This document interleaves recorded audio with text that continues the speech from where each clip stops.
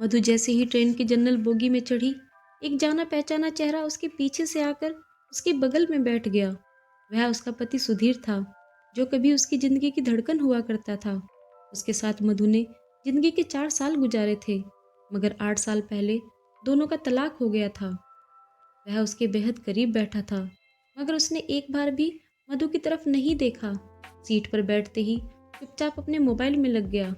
यह जानकर दिल में एक गुबार सा था कि इतनी जल्दी उसने उसे भुला दिया था, जिसे देखे बिना नींद नहीं आया करती थी। वह आज अजनबी की तरह उसके करीब बैठा था।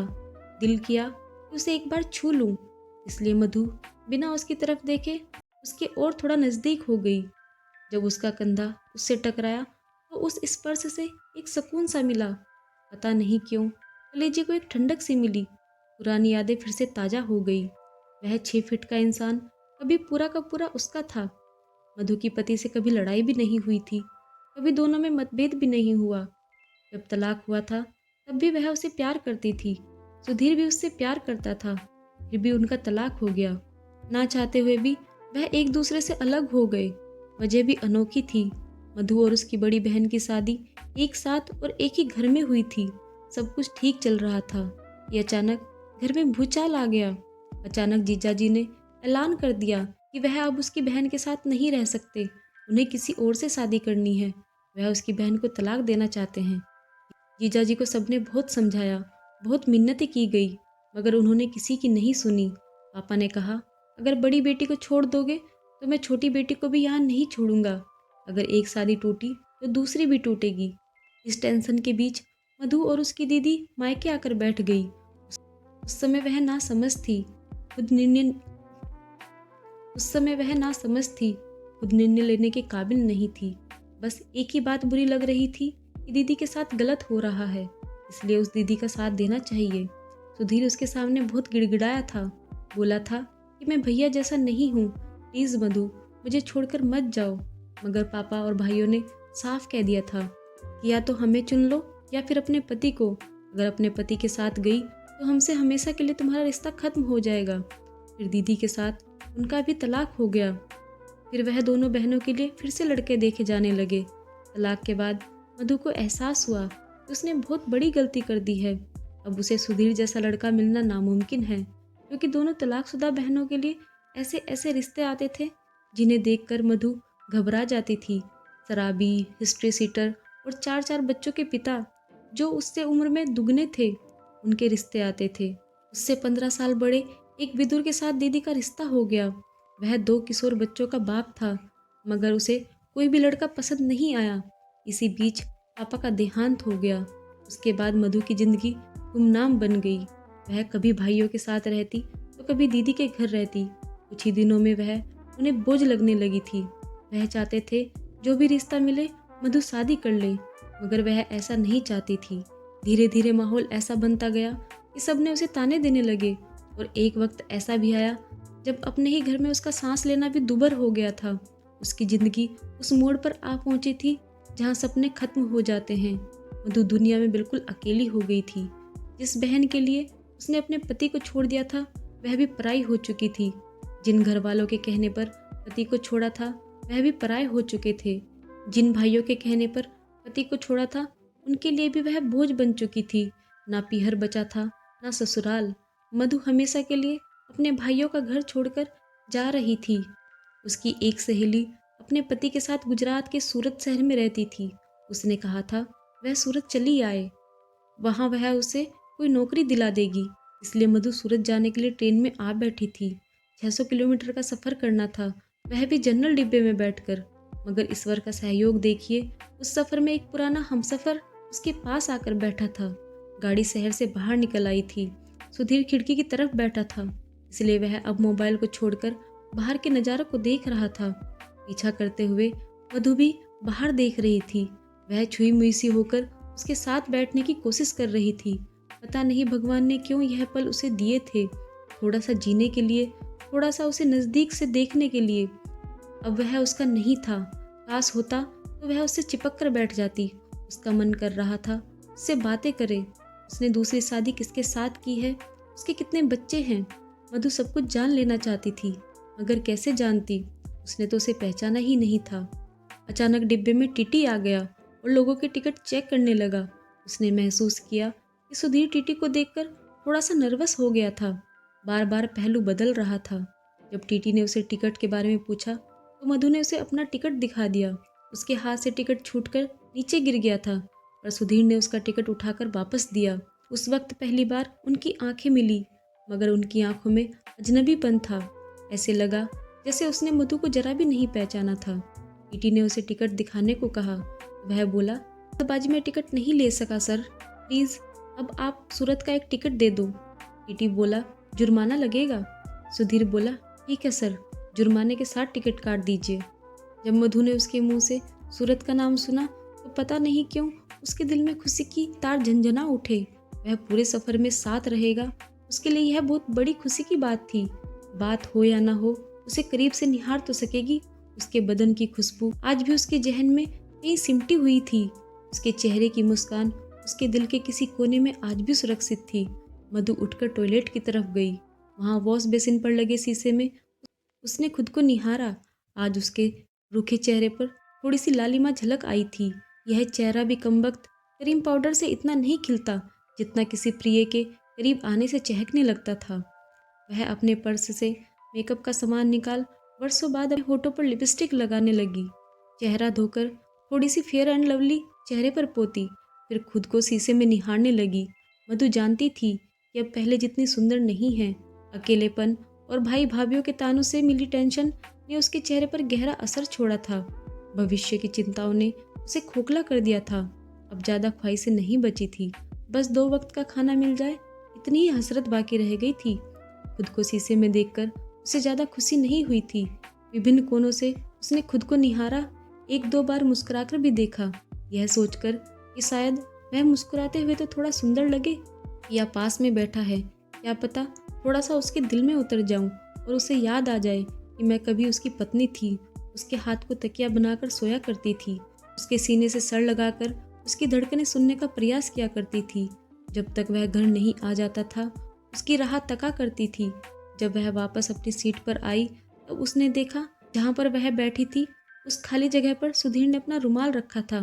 शायद गलती से रखा हुआ था, या उसने जानबूझकर रखा था ताकि उसकी जगह कोई और न बैठ जाए, क्योंकि पिछले स्टेशन पर काफ़ी सवारियां ट्रेन में चढ़ी थी। इस कारण काफ़ी भीड़ हो गई थी। लोग नीचे फर्श पर भी बैठे थे।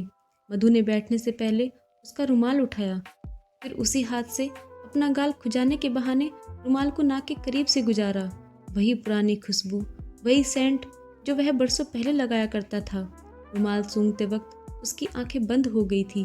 पता नहीं क्यों दिल बार बार उसी के बारे में सोचना चाहता था, बात करना चाहता था। उसकी खुशबू, सांस, धड़कन सब महसूस करना चाहता था। मधु जानती थी रुमाल उसी का है, मगर उसे बोलने का बहाना चाहिए था। इसलिए उसने उससे पूछा, क्या यह रुमाल आपका है? वह बोलते वक्त उसकी आवाज़ थोड़ी लड़खड़ा गई थी। उसने कहा, जी, फिर अपना रुमाल ले लिया। आजकल वह धुंध की तरह सुनी सुनी रहा करती थी, मगर उसे करीब पाकर चेतन हो गई थी। मधु को उससे बात करनी थी, मगर वह चुप था, अजनबी की तरह व्यवहार कर रहा था। वह सोच रही थी, क्या तलाक के बाद दूरियां इतनी बढ़ जाती है कि लोग पहचानने से भी इनकार कर देते हैं। ट्रेन किसी स्टेशन पर रुक गई थी। दिसंबर का महीना होने के कारण मूंगफली, पकौड़ी और समोसे वाले अपना सामान बेचने के लिए गाड़ी में चढ़ आए थे। उसके पास कुछ नहीं था। अब वह रिश्तों और पैसे दोनों से गरीब थी। उसके पास टिकट लेने के बाद बहुत कम पैसे बचे थे। सूरत में ऑटो का किराया भी लग सकता था, इसलिए मन होते हुए भी वह कुछ नहीं खरीद पाई, वरना गर्म पकौड़ियाँ उसकी कमजोरी है। पकौड़ी देखते ही उसके मुंह में पानी आ जाता है। सुधीर भी जानता था कि पकौड़ी उसकी पहली पसंद है। मधु ने देखा सुधीर ने ढेर सारी पकौड़ियाँ खरीद ली हैं। फिर उसने खिड़की की तरफ से रखते हुए उसके बीच में सीट पर थोड़ी जगह बनाई और वहाँ पर पकौड़ियों से भरी हुई थैली रख दी। अब गर्म पकौड़ियों की खुशबू सीधे मधु के नाक में घुस रही थी। मन किया अभी उठाकर खाने लग जाए। वह यह भी सोच रही थी, क्या उसने मुझे पहचान लिया है? अगर नहीं पहचाना तो पकौड़ियाँ क्यों खरीदता? वह तो समोसे खाना पसंद करता था। पकौड़ियों से इसका पेट खराब हो जाता था। उसने जरूर यह पकौड़ियाँ मेरे लिए ही खरीदी होगी। उसे मेरी पसंद आज भी याद है। क्या वह आज भी मुझे याद करता है? सोचते हुए उसकी आंखों में आंसू तैरने लगे। वह गुमसुम सा बैठा था। पकौड़ियाँ वह दोनों के बीच में रखी हुई थी, ठंडी हो रही थी। ना वह खा रहा था, ना उसने खाने के लिए उसे कहा था। वैसे भी वह कम बोलता था, पराई औरतों से बात करने में बहुत संकोच करता था। अब तो मधु भी उसके लिए पराई थी। उससे नहीं रहा गया, इसलिए वह बोल पड़ी, आपकी पकौड़ियाँ ठंडी हो रही हैं। उसने चौंक कर उसकी आंखों में देखा, मगर कुछ बोला नहीं। सुधीर ने उसके साथ 4 साल गुजारे थे। मधु जानती थी, जब उनके मन में द्वंद्व चल रहा होता था, तब वह चुप हो जाया करता था। दिल की बात तो उसे कहना ही नहीं आता था। वह आज भी नहीं बदला, वैसा ही था, गुमसुम, चुपचाप सा। वह फिर से मोबाइल में लग गया। उसके मोबाइल खोलते ही वह भी उसमें देखने लगती थी। उसे शायद कुछ तलाश थी उसके मोबाइल में। वह उसकी पत्नी और बच्चों की तस्वीर देखना चाहती थी। वह सुंदर था, कमाऊ था। उसकी दूसरी शादी हर हाल में हो गई होगी, यह सोचते हुए मधु कन्फर्म करना चाहती थी, मगर ऐसी कोई तस्वीर उसे कहीं दिखाई नहीं दी। काफ़ी देर बाद उसने मोबाइल देखते हुए एक पकौड़ी अपने मुंह में डालते हुए कहा, आप भी खाइए ना। इतना सुनते ही वह पकौड़ियों पर टूट पड़ी। कोई कुछ भी सोचे, मगर उससे नहीं रहा गया। मधु ने उसके साथ अग्नि के चारों ओर 7 फेरे लिए थे। कहते हैं कि फेरों का रिश्ता सांस थमने के बाद ही खत्म होता है। फिर वह कागजों पर तलाक लिखने से थोड़े टूट जाएगा। जो मैंने सहा, वह आज भी उसका पति था। मधु ने उसके सिवा किसी और मर्द की तरफ इस नज़र से नहीं देखा था। पकौड़ी खाते हुए उसे याद आया कि सुधीर ने उसे आप कहा था। मधु अब तुमसे आप हो चुकी थी, मतलब दूरियां बहुत बढ़ चुकी थी। अजीब बात है ना, कभी कभी इज्जत मिलने पर भी दुख होता है। थोड़ी सी पकौड़ी खाने के बाद उसका मन भर गया, अब गले से नहीं उतर रही थी। अचानक फिर से मन उदास हो गया। वह सूट बूट में था, वह पुरानी सी साड़ी पहने हुए थी। उसके सामने तो वह नौकरानी से लग रही थी। उसने खाना छोड़ दिया था। मधु का मन डामाडोल हो गया था। कभी वह उसका लगता था, फिर अचानक पराया लगने लगा था। वह 2 बातें कर लेता तो चैन मिल जाता, थोड़ा सा करार मिल जाता। बाहर अंधेरा होने लगा था, ठंड बढ़ रही थी। लोग अपने अपने गर्म कपड़े निकालकर ओढ़ने पहनने लगे थे। सुधीर कोट पैंट में था। उसके पास में कोई बैग नहीं था, कोई अन्य सामान। वह इतनी सरद रात कैसे गुजारेगा, यह प्रश्न भी मधु के दिमाग में उमड़ रहा था। आधी पकौड़ी भी उन्होंने नहीं खाई थी, अब तो बिल्कुल ठंडी हो चुकी थी। उसने देखा मधु नहीं खा रही है। अब पकौड़ियों को उठाकर उसने दूसरी तरफ रख दिया। मधु ने एक हल्का सा स्वेटर पहन रखा था, मगर सर्दी बढ़ी तो उसने अपने बैग में से अपना गर्म स्वेटर निकालकर पहन लिया। मगर जैसे ही उसने यह स्वेटर पहना, सुधीर उसकी तरफ नज़रों से देखने लगा। अचानक उसे याद आया कि यह गर्म स्वेटर 9 साल पहले हम दोनों शिमला घूमने गए थे, तब उसी ने दिलवाया था। उसने महसूस किया जैसे स्वेटर देखकर उसकी आंखें भर आई हो। पता नहीं उसका भ्रम था या सच था। जब वह उसकी आंखों की तरफ देखने लगी, तब तक उसने दूसरी तरफ चेहरा घुमा लिया था। रात गहरी होती जा रही थी, साथ में सर्दी भी बढ़ती जा रही थी। उसके बैग में एक पतला सा कंबल था। मधु से यह कंबल देना चाहती थी, मगर कैसे देती। अभी तक उसका अजनबीपन ही दूर नहीं हुआ था। अब बात करना बहुत जरूरी हो गया था। शुरुआत भी उसे ही करनी थी, क्योंकि वह शर्मीला इंसान था। उसके भरोसे रहती तो सूरत आ जाता, और वह बोल भी नहीं पाता। मधु बोली, याद है क्या, यह स्वेटर आपका ही दिलवाया हुआ है। उसने चौंक कर उसकी तरफ देखा, सिर्फ स्वेटर को गौर से देखा, फिर हाँ में गर्दन हिलाते हुए बोला, हाँ याद है। उसके इतना कहते ही मधु ने एक लंबी सांस ली। शुक्र था उसने उसे पहचानने से इनकार नहीं किया था। वह बोली, इतने लंबे सफ़र पर जा रहे हो, अपने लिए गर्म कपड़ा नहीं लिए। वह बोला, सफ़र का प्रोग्राम अचानक बन गया था, इसलिए नहीं ले पाया। मधु को तो उससे बात करनी थी, इसलिए बोली, अचानक कैसे। इतना सुनते ही वह चुप हो गया। शायद वह बताना नहीं चाहता था। उसने बैग से कंबल निकाला, फिर उसे देते हुए बोली, यह ले लो, रात को ठंड बढ़ेगी। उसने भरी आंखों में उसकी तरफ देखा और चुपचाप कंबल लेकर ओढ़ ली। उसकी आंखों में बहुत कुछ था कहने के लिए, मगर वह चुप नहीं रह पाई। उसने हिम्मत करके पूछा, तुम्हारी बीवी बच्चे कैसे हैं। इतना सुनते ही उसने शिकायत भरी नज़रों से उसे देखा, फिर बोला, मैंने दूसरी शादी नहीं की। उसके मुंह से यह शब्द सुनकर मधु को इतनी खुशी मिली जिसे लफ्ज़ों में बयान नहीं किया जा सकता था। उसने धड़कते दिल से पूछा, क्यों नहीं की। इस सवाल को सुनकर उसका चेहरा बिगड़ने लगा। उसने आंखें झुकाकर कहा, तुम्हारे सिवा किसी और का होने का दिल नहीं किया। दिल को इतनी खुशी मिल रही थी कि उसे संभाले नहीं गई। उसकी आंखों से होकर बाहर निकलने लगी। वह बोला, रो क्यों रही हो? वह सुबकते हुए बोली, गलती आपके भाई की थी और सजा हमें मिली। वह बोला, तुम चाहती तो हमारी शादी बच सकती थी। वह बोली, एक लड़की के लिए शुरुआत में उसके माता पिता बहुत अहम होते हैं, उनका कहना मानना पड़ता है, मगर अब पछता रही हूँ। काश उस समय उनका कहना ना मानती तो जिंदगी मुझे ऐसे मोड़ पर लाकर ना खड़ा करती। फिर काफ़ी देर तक उनके बीच में चुप्पी छाई रही। रात होने के कारण अधिकांश लोग सोने लगे थे। डिब्बे में सन्नाटा था। काफ़ी देर बाद सुधीर बोला, तो बच्चे कैसे हैं? तुम ठीक तो हो ना? बहुत दुबली पतली हो गई हो, क्या बात है? तुम खुश तो हो ना? मधु ने भरी आंखों से उसे देखा, फिर बोली, मैंने भी दूसरी शादी नहीं की, तुम जैसा कोई मिला ही नहीं। उसके इतना कहते ही मधु ने महसूस किया उसकी आंखों में कुछ उम्मीद की किरणें दिखाई दी थी। फिर उसने उसे अपनी पूरी कहानी बताई और आखिर में कहा, अब एक सहेली के पास सूरत जा रही हूँ, वहीं कोई काम धंधा करके जिंदगी गुजारूंगी।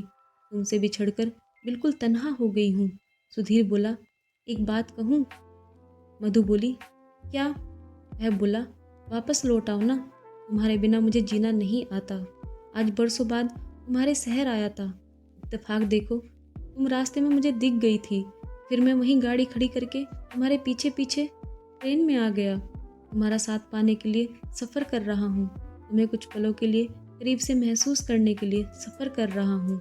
मुझे कहीं नहीं जाना था, तुम्हारी टिकट पर सूरत लिखा था, इसलिए मैंने भी वहीं की टिकट ले ली। सुबह जब मधु घर से निकली थी तब लग रहा था कि आज ज़िंदगी का सबसे बुरा दिन है। सारे रिश्ते नाते पीछे छूट रहे थे, अपना कहने को कोई नहीं बचा था, मगर ऊपर वाला भी शायद उसका इम्तहान ले रहा था। थोड़ा सा दर्द देकर उससे मिला दिया था जो 7 जन्मों का साझेदार था। जिंदगी का बुरा दिन सबसे अच्छा दिन बन गया था। मधु अधीर होकर बोली, क्या ऐसा हो सकता है? हम फिर से साथ रह सकते हैं? अगर साथ रह सकते हैं तब उन तलाक के कागज का क्या होगा? सुधीर ने धीरे धीरे से उसके हाथ में अपना हाथ रख दिया। जैसे ही मधु ने उसके हाथ का स्पर्श पाया, उसके पूरे शरीर में एक सिरहन सी दौड़ गई। वह बोला, तलाक के कागजों को फाड़ देंगे और कोर्ट में फिर से शादी कर लेंगे। उसके इतना कहते ही वह झटके से उसके सीने से चिपक कर रो पड़ी। ट्रेन में जो लोग जाग रहे थे उन्होंने सब कुछ देख लिया होगा, मगर उसे किसी की परवाह नहीं थी। वह उसका पति था, भले ही तलाकशुदा था, मगर तलाक 7 फेरों से बड़ा थोड़ी होता है। अगले स्टेशन पर वह ट्रेन से उतर गई। वहाँ से वापसी के लिए फर्स्ट एसी का टिकट मिल गया। अब कैबिन में मधु और सुधीर ही थे। रात के अंधेरे को चढ़कर ट्रेन दौड़ रही थी।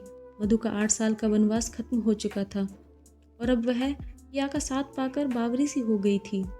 दोस्तों, उम्मीद करती हूँ आपको हमारी कहानी पसंद आई होगी। कहानी पसंद आई हो तो वीडियो को लाइक करें, चैनल पर नए हैं तो चैनल को सब्सक्राइब करें और हाँ, नोटिफिकेशन बेल को जरूर दबाएं ताकि अगली अपडेट सबसे पहले आपको मिले। धन्यवाद।